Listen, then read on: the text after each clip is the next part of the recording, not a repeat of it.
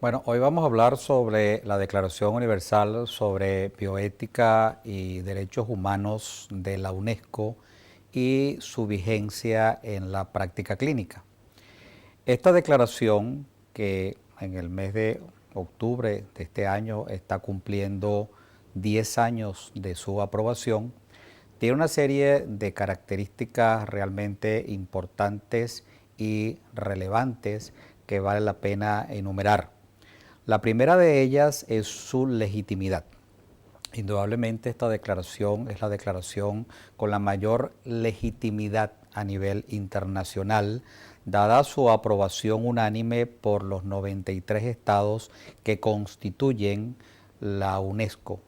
Si bien durante las últimas décadas han aparecido diferentes códigos, diferentes declaraciones, y sin pretender disminuir su importancia, es, todas son de ámbitos locales, de ámbitos regionales, y la única declaración que realmente cuenta con un amplio respaldo internacional a nivel del mundo es la Declaración Universal sobre Bioética y Derechos Humanos. Una segunda condición importante es este aspecto de declaración de bioética y derechos humanos, lo cual, si en algún momento ha sido interrogado o criticado de alguna manera, en mi manera de entender no deja de ser un aspecto importante el haber logrado fusionar los principios de la bioética y los derechos humanos, lo cual indudablemente le da una gran fuerza normativa. En tercer lugar, había que hablar de los temas que toca esta declaración, que van desde el respeto a la dignidad de las personas hasta la protección del medio ambiente y de las generaciones futuras, pasando por los temas de vulnerabilidad, los temas de estigmatización, los temas que tienen que ver incluso con la responsabilidad social, lo cual permite cubrir prácticamente todos los problemas que están planteados en la ética y la biotecnología de los actuales momentos. Por lo tanto, es un tema que indudablemente vale la pena revisar, y para eso durante los próximos minutos vamos a hablar un poco sobre sus antecedentes, su estructura, su contenido y un aspecto muy importante que es su aplicación en la práctica clínica y su utilidad o vigencia en la práctica clínica. Para eso vamos a revisar un poco los temas de la evolución de los derechos humanos, las razones que han llevado a esta evolución, el surgimiento de la bioética como un espacio de reflexión dentro de los grandes cambios que han ocurrido para finalmente llegar a contestar las interrogantes de por qué una declaración de bioética y derechos humanos, y sobre todo este aspecto que, como decía, quiero resaltar, que es su vigencia en la aplicación de en la práctica clínica, y luego terminar con algunos aspectos que lleven un poco a la reflexión sobre qué es lo que nos quedaría pendiente.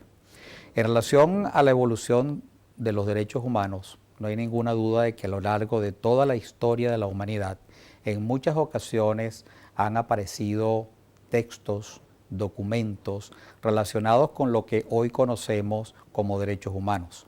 Desde el papiro de Ciro, que se encontró y que data del año 559 a.C., y donde ya hablaba de la libertad de las personas, hablaba de la independencia de los esclavos y de las libertades de culto, pasando por la Carta Magna, la Petición de los Derechos de 1628, la Constitución de los Estados Unidos, la Revolución Francesa, han sido eventos que de una u otra manera han tenido que ver importantemente con lo que hoy conocemos como los derechos humanos. Pero no fue sino hasta el siglo XVII, con el inicio del liberalismo, cuando realmente John Locke plantea en sus dos tratados los derechos a la vida, a la libertad, a la propiedad, que constituyen la base de lo que hoy conocemos como los derechos civiles y políticos. Posteriormente, todos los movimientos sociales de finales del siglo XIX llevaron a crear la base para un segundo grupo de derechos que hoy conocemos como derechos económicos, sociales y culturales. Y estos dos grupos de derechos quedaron plasmados en la conocida Declaración Universal sobre los Derechos Humanos, que fue aprobada por las Naciones Unidas en el año de 1948. Estos derechos, por diferentes razones políticas, ideológicas, terminaron posteriormente separados en dos pactos que fueron posteriormente firmados en 1966 y en 1976, el Pacto Internacional de Derechos Civiles y Políticos y el Pacto Internacional de Derechos Económicos, Sociales y Culturales. Pero además de estos grandes movimientos, estas grandes revoluciones sociales y culturales, en la segunda mitad del siglo XX ocurrió otra gran revolución.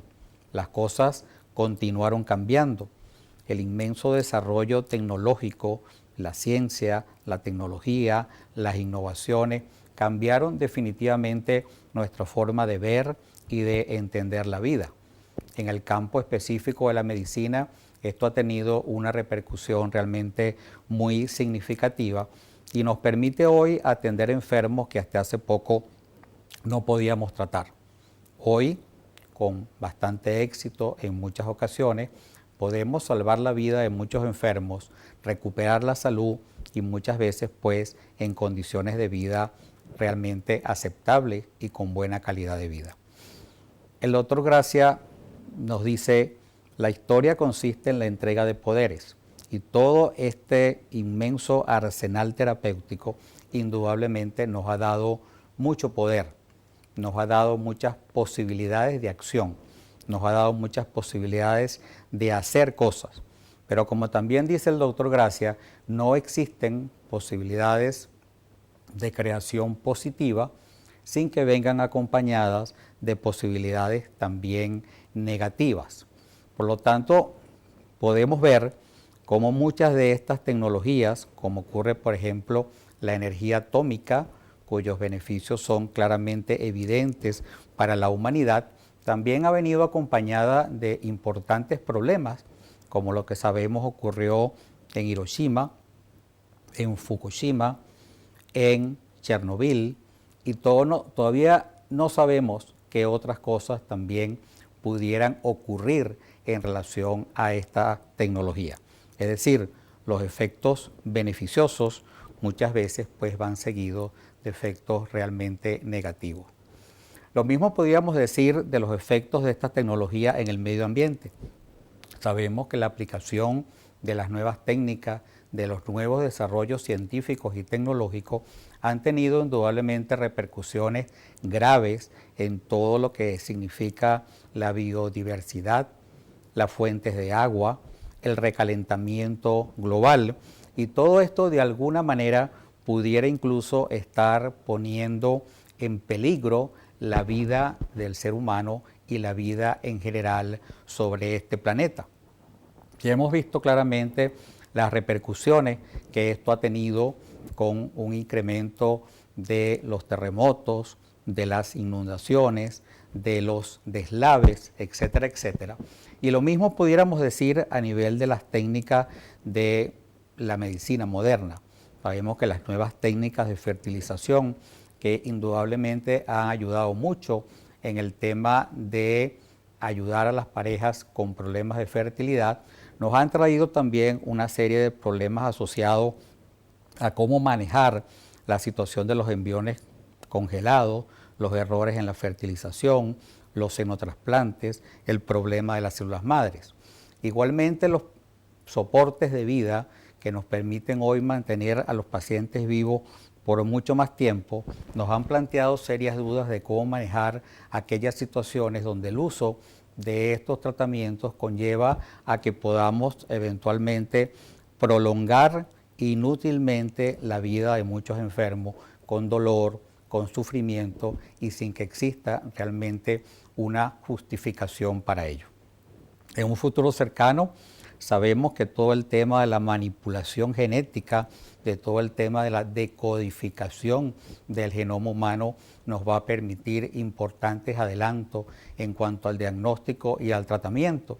Pero no sabemos tampoco qué efectos pueda tener eso sobre las generaciones futuras.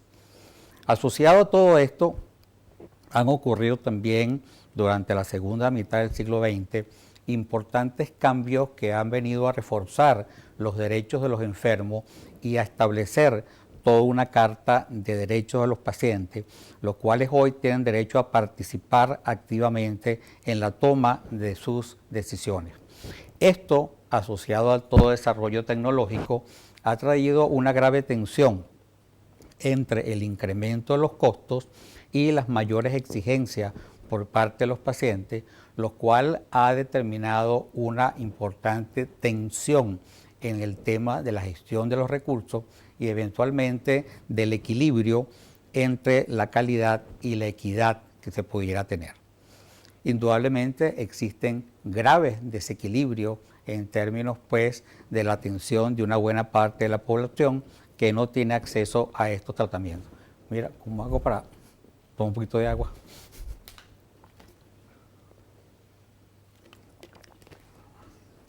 En este sentido, el doctor Gracia nos dice, estos poderes tienen una dimensión moral. Hay cosas que se pueden y no se deben, y hay cosas que definitivamente se deben y no se pueden. No todo lo que es técnicamente factible es éticamente aceptable. Por lo tanto, toda esta nueva realidad que venía comentándoles ha llevado a la necesidad de una nueva reflexión ética, al establecimiento de unas nuevas normativas, de unos nuevos referentes morales que nos permitan dilucidar exactamente el camino que debemos seguir.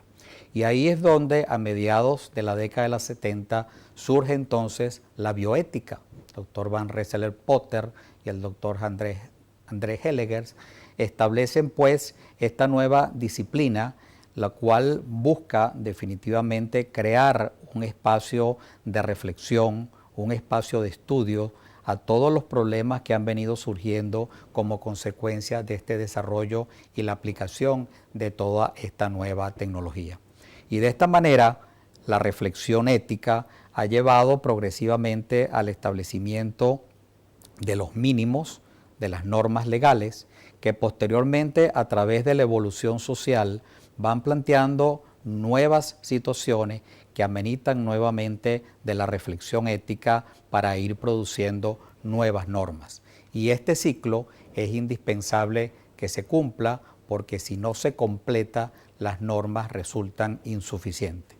La disponibilidad de las normas, sin contar con el análisis y la reflexión ética, no llevaría definitivamente a la resolución de los problemas.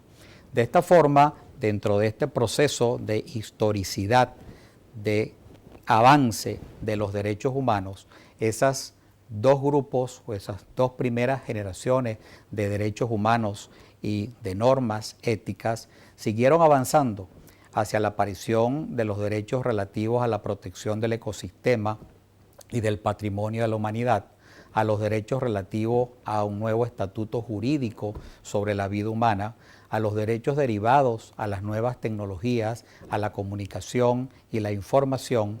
Y dentro de la teoría de la generación de los derechos humanos, esas primeras dos generaciones de derechos humanos, los derechos civiles y políticos y los derechos económicos, sociales y culturales, han sido ahora complementados con una tercera generación de derechos humanos y una cuarta generación que recoge los nuevos derechos redefinidos para dar respuesta a las nuevas demandas originadas por toda esta tecnología.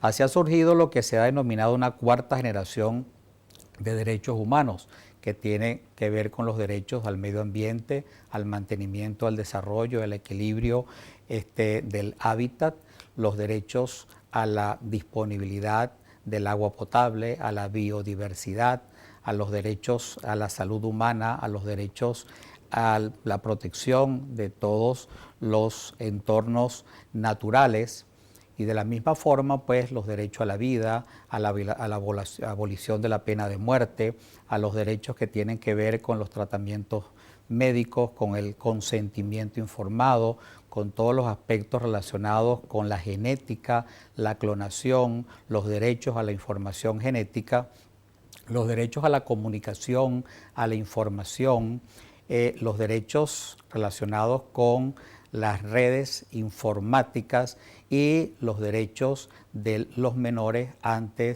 las nuevas tecnologías. De esta manera, dentro de esta evolución de los derechos, las Naciones Unidas, como institución encargada de la educación, la ciencia y la cultura, se planteó utilizar o estudiar los temas de la bioética y la ubicó dentro de sus 5 prioridades. De esta manera, después de la decodificación del genoma, el Comité Científico, el Comité Internacional de Bioética de la UNESCO, escribió la denominada Declaración Universal sobre el Genoma Humano y posteriormente, en el año 2003, la Declaración Internacional de los Datos Genéticos o sobre los datos genéticos. No conforme con eso, se llegó a la conclusión de que era necesario tener un marco normativo mucho más amplio y por lo tanto en el año 2003 se planteó la necesidad de proponer la escritura, la discusión de una declaración universal sobre bioética y derechos humanos, la cual, después de una amplia discusión y de muchas participaciones de organizaciones gubernamentales, no gubernamentales, comités de bioética alrededor del mundo, más de 200 participantes de más de 70 países, se logró su aprobación unánime en octubre del año 2005. ¿Por qué bioética y derechos humanos? Yo pienso que esta asociación es muy significativa, puesto que permite unir muchos de los principios éticos que se venían discutiendo y analizando durante las últimas décadas con los derechos humanos.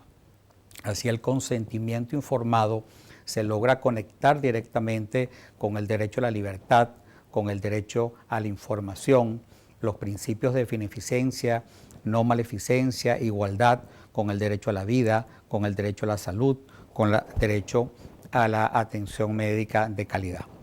Esta declaración consta de un preámbulo, unas provisiones generales y un grupo importante de principios, de 17 principios, seguidos pues de la aplicación de estos principios y la promoción y provisiones finales en cuanto a la estructura de esta declaración. Esta declaración comienza su preámbulo hablando sobre la excepcional capacidad que posee el ser humano para reflexionar sobre su propia existencia y su entorno, así como para percibir la injusticia, evitar el peligro, asumir las responsabilidades y buscar la cooperación y dar muestra de un sentido moral y de expresión a los principios éticos. Planteamiento general que se hace en el preámbulo es la necesidad de que ante los rápidos cambios, ante los adelantos de la ciencia y la tecnología que afectan cada vez más nuestra concepción de la vida y de la vida propiamente dicha, la necesidad de estructurar una respuesta universal a todos estos problemas éticos planteados por todo este gran avance de la ciencia y de la tecnología. Entre los objetivos de esta declaración se plantea, en primer lugar, proporcionar un marco universal de principios. Se plantea orientar la acción de los individuos, de los grupos, de las comunidades institucionales, de las empresas públicas y privadas. Promover el respeto de la dignidad humana y proteger los derechos humanos. Y de la misma manera, promover un acceso equitativo a los adelantos de la medicina, de la ciencia, de la tecnología, promover un diálogo multidisciplinario y pluralista, a la vez que salvaguardar y promover los intereses de las generaciones presentes y venideras, y finalmente destacar la importancia de la biodiversidad y su conservación como una preocupación común en el ser humano. ¿Cómo se está aplicando o qué vigencia tiene esta declaración en la práctica clínica? Es una de las interrogantes que quisiera desarrollar en detalle. De esta manera, en sus diferentes artículos, la Declaración Universal nos plantea una serie de principios, una serie de normas de gran importancia y significación. El primero de ellos, el tema de la dignidad humana y los derechos humanos. Se habría que respetar plenamente la dignidad humana y los derechos humanos y las libertades fundamentales. Uno de los grandes problemas que plantea la medicina de hoy es que al lado de esa inmensa tecnología que tenemos hoy, esa disponibilidad de recursos que nos permite atender y tratar muchos pacientes, como hemos dicho anteriormente, tenemos serias dudas sobre cuál es la mejor utilidad que le podemos dar. Muchas veces un mismo tratamiento representa para un paciente respetar sus derechos, respetar su dignidad, y ese mismo tratamiento pudiera significar y respetar los derechos y la dignidad de otro paciente. Por lo tanto, indudablemente al lado de todos estos principios se requiere pues del análisis particular de cada uno de los aspectos que se deben considerar en cada uno de los casos. En el artículo 4, que se refiere a la beneficencia y los efectos nocivos, esta declaración nos habla de la necesidad de maximizar los beneficios directos e indirectos para los pacientes y de reducir al máximo los posibles efectos nocivos para las personas. Pero sabemos que esta tarea no resulta nada fácil.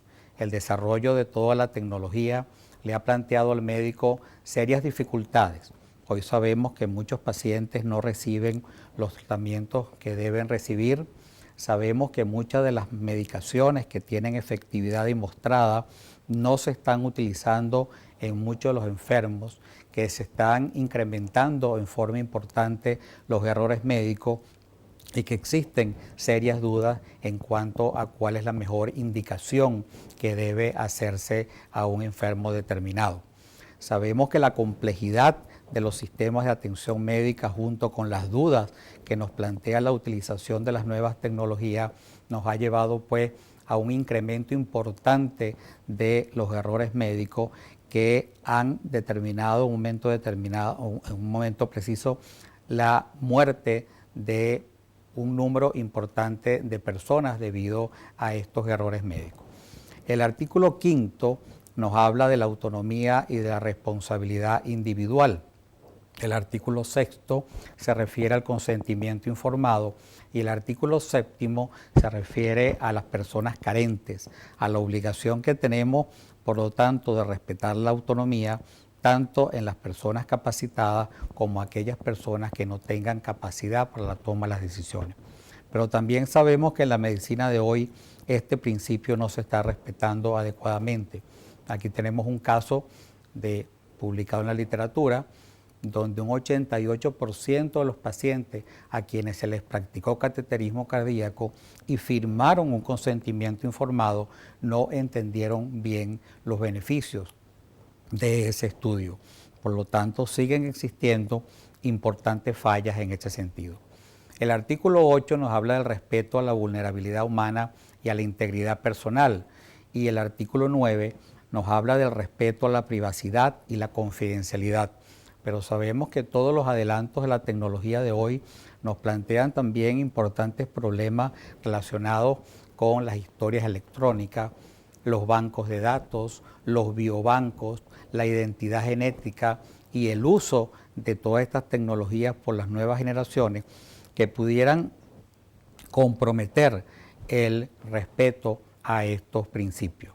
De igual manera, el artículo 10 nos habla de la igualdad, de la justicia, de la equidad, y el artículo 11 nos habla de la responsabilidad social y de la salud, la obligación que tenemos de garantizar de alguna manera una atención médica de calidad, la disponibilidad de alimentación, de agua potable y de atención médica adecuada, con reducción de la pobreza y el analfabetismo.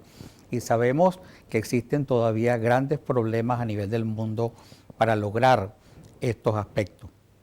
Sabremos que existe una importante diferencia en la distribución de los recursos para lo que es la atención médica en el mundo entero. Sabemos que existen grandes problemas en lo que se refiere a la gestión de los recursos en cuanto a la asimetría de la información, los terceros pagadores, la medicina defensiva, los errores prevenibles que han llevado a una gran ineficiencia en la gestión de los recursos médicos. Sabemos, por ejemplo, que hay una gran cantidad de inversión que se utiliza en una forma altamente ineficiente. Aquí tenemos este ejemplo publicado en los Estados Unidos, como 750 billones de dólares de gastos al año pudieron haberse evitado o simplemente se perdieron, y que todo esto pues lleva a que los sistemas de atención médica sean cada vez más injustos. Y todo esto repercute indudablemente en una gran injusticia y en una gran inequidad. Sabemos que todavía existen cerca de 2 millardos de personas que no tienen acceso a las normas de sanidad, 1 millardo de personas que no tienen acceso al agua potable, 800 millones de personas que están malnutridos, 800 millones de personas que no tienen una atención médica adecuada. Y todo esto, por lo tanto, nos distancia enormemente de cumplir con los principios que nos plantea esta declaración. El artículo 11 se refiere al tema de la no discriminación, de la no estigmatización. El artículo 12 se refiere al respeto a la diversidad cultural y el pluralismo. Y el artículo 13 a la solidaridad y a la cooperación. Y sabemos, porque también está claramente demostrado en la literatura, que siguen habiendo importantes discriminaciones en cuanto al tratamiento que reciben algunas personas. Sabemos que existen grandes diferencias de un país a otro. Sabemos que existen grandes diferencias en cuanto a la atención médica al comparar las pacientes de raza blanca con los de raza negra. Incluso sabemos que existen importantes diferencias en la atención, el diagnóstico y el tratamiento de las mujeres en relación con los hombres. El artículo 16 se refiere a la protección de las generaciones futuras, y en este sentido, pues, el artículo 17 refuerza esto al hablarnos de la protección también del medio ambiente, de la biosfera y de la biodiversidad. En la práctica clínica, estos principios tampoco se están cumpliendo adecuadamente. Tenemos muchas tecnologías que se están utilizando sin que realmente se haya demostrado su verdadera utilidad. Por ejemplo, el uso de la imaginología en medicina se ha incrementado en una forma significativa e importante, y muchas veces no existen claras evidencias de que esto realmente cumpla con la utilidad que realmente estaríamos esperando de estos sistemas. Esto ha llevado a que muchas veces se incremente en forma significativa la radiación del ambiente, y hoy se sabe, por ejemplo, que prácticamente la mitad de la radiación proviene de equipos médicos que muchas veces no están adecuadamente utilizados y que pudieran significar en un momento determinado daños para las personas, y han incluso sido asociados a la ocurrencia de cáncer de piel en muchas de estas ocasiones. Lo mismo ocurre con todo el tema que está por venir de la manipulación genética, de la decodificación del genoma humano, de la utilidad y de los efectos que puedan tener estas técnicas en las generaciones futuras. No sabemos qué efectos pueda tener la manipulación de la genética, la manipulación del genoma humano, la posibilidad incluso de la clonación de los seres humanos, qué efecto pudiera tener sobre las generaciones futuras. El artículo 19 de esta declaración nos habla de la necesidad de la creación de comités de ética, y sabemos que estos, que son espacios importantes para la discusión, para la reflexión de los importantes problemas que existen a nivel de la medicina de hoy y que los estados están, de acuerdo al artículo 22, obligados a promover y alentar la creación de estos comités. Sabemos que en la práctica en muchas ocasiones no existen comités asistenciales en una buena parte de los hospitales a nivel de los diferentes países. En algunas ocasiones estos comités existen, pero no están adecuadamente constituidos. Es frecuente que no estén las personas que conforman estos comités adecuadamente capacitados y en muchas ocasiones se desconoce y se subutiliza la función de estos comités. En el artículo 23 la declaración nos habla de la educación, de la formación y de la información en relación a la materia de la bioética, y sabemos que existen también grandes fallas en relación a la inserción de la educación de bioética en la formación de una buena parte del personal de la salud, aun cuando a partir de esta declaración la UNESCO también desarrolló todo un programa curricular, pero que desafortunadamente no ha llegado a tener la aplicación adecuada. En relación a todo esto, ¿qué estaría pendiente? Indudablemente, como decía Albert Einstein, los problemas que enfrentamos en la actualidad no pueden resolverse en el mismo nivel de pensamiento en el cual nos encontrábamos cuando los creamos. Se hace necesario analizar la situación que tenemos hoy. No es suficiente contar con el marco normativo. Hoy tenemos un marco normativo que nos lo aporta la Declaración Universal sobre Bioética y Derechos Humanos. Ese marco normativo nos establece el camino que debemos seguir. Sin embargo, se requiere de la educación sobre estos temas, se requiere de la educación en relación a valores, se requiere de la educación en relación a los métodos de deliberación para la resolución específica de los problemas. La existencia de la norma sola no permite resolver muchos de los problemas que tenemos hoy en la práctica clínica y por lo tanto a las normas que nos da la declaración hoy hay que complementarla con una adecuada enseñanza sobre la deliberación de los problemas específicos que se nos están presentando. Y muy posiblemente haya que ir incluso un poco más allá, a lo que sería redefinir los fines de la medicina. ¿Qué debemos investigar? ¿Cómo debemos investigar? ¿A quién debemos tratar y a quién no debemos tratar? ¿Qué es la salud? ¿Qué es la enfermedad? ¿Cómo administrar adecuadamente la tecnología? Constituye indudablemente uno de los grandes retos de la medicina de hoy. Por lo tanto, esta Declaración Universal sobre Bioética y Derechos Humanos sigue estando claramente vigente en la práctica clínica de hoy, pero requiere su conocimiento, requiere su adecuada implementación y requiere complementarse con espacios de discusión, de reflexión, de deliberación sobre valores que permita llegar adecuadamente a la resolución de los problemas que siguen estando planteados. Y ahí es donde la bioética constituye ese espacio de reflexión, de participación y de educación indispensable para lograr los objetivos que queremos lograr. Y esta declaración indudablemente nos abre el camino, nos dice los lineamientos que debemos seguir, nos plantea cuáles son los principios que deben orientarnos en este proceso de resolución de los problemas que nos plantea la biotecnología de hoy, pero definitivamente deben estar integrados a todo un proceso de reflexión en el cual todavía falta mucho por hacer. Muchas gracias.